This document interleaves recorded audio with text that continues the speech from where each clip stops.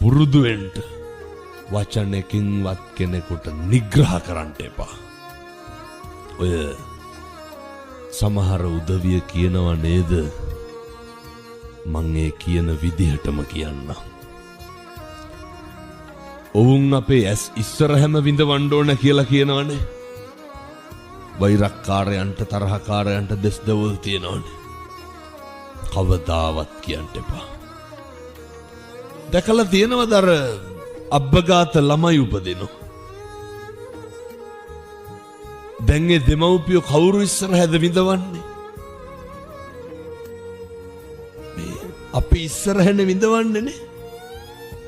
මට ඉන්නවනම් අබ්බගාත දරුවෙක් මම විඳවනවා